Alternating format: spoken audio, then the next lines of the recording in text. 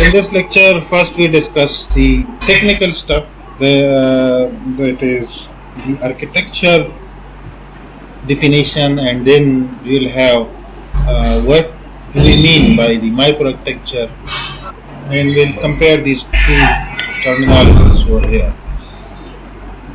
First, by architecture, we mean that how a theoretical computer sort of machine executes programs. It does not state about the size of different type of structures within that machine, and also it does not state how fast programs will run and how fast instructions will execute, and also it also does not state about the exact implementation issues. It provides the programmer an abstract machine model. It talks about the programmer visible state. For example, does a machine has memory or does a machine has registers? These are programmer visible states. It also talks about the fundamental operations that a computer can run. It defines instructions and how they operate. For example, in case of multiply operation, we have two values, two operands in two different registers, and we multiply both values of these two registers, and then how we will store the result of those registers. Then there is execution semantics. When there is some instruction executing, in that case, if there is some other operation going on at the same time, for example, IO operation or interrupts, so the architecture must define that how such situations can be tackled. It has to define how inputs and outputs of a machine work. Also, architecture has to define the data types and the size of the data. For example, architecture works on 1 byte at a time, or 2 bytes at a time, or 3 bytes at a time, etc. The data type means that whether the data is of integer type or float type of some other types.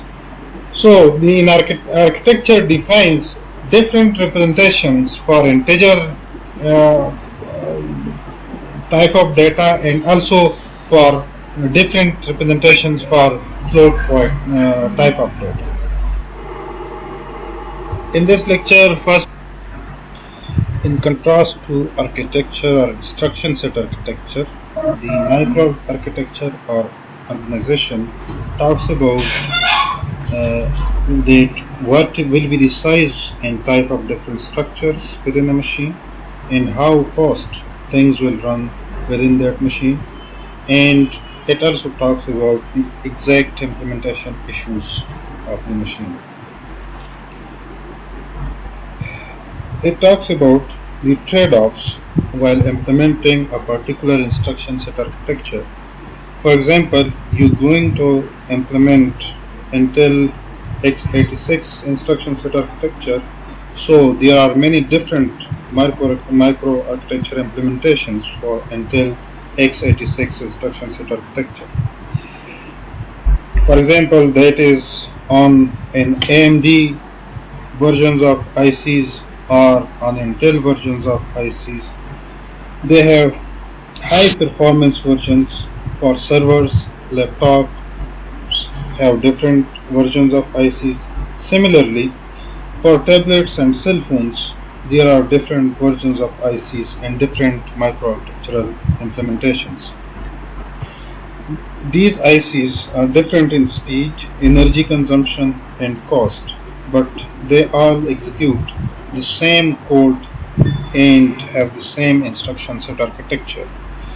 So here the instruction set architecture is the same, while the implementations or the microarchitecture or organization are different for each application. For example, for cell phone, for servers, for laptops, for tablets, etc.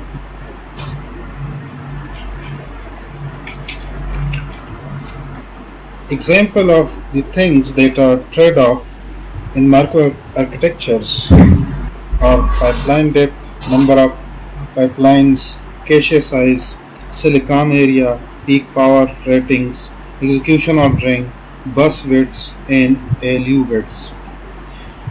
Thus, different microarchitectures have different pipeline depths, different number of pipelines. You might have either one pipeline within the microarchitecture or may have 6 pipelines as in the Core i7 microarchitecture. Different microarchitectures may have different cache sizes as per demand, different silicon area, that is the number of transistors per IC as per demand, whether it is requires heavy data processing, high performance, then it will have large size, large area of silicon. It will have peak power ratings, and what will be execution ordering, that is either in order execution or out of order execution. Your microarchitecture will execute the code either in order or out of order. In order execution, that is the same order you present to the your system, and out of order is that it runs some tasks that are not interdependent. Those will run in bulk simultaneously. In contrast to architecture or instruction set architecture,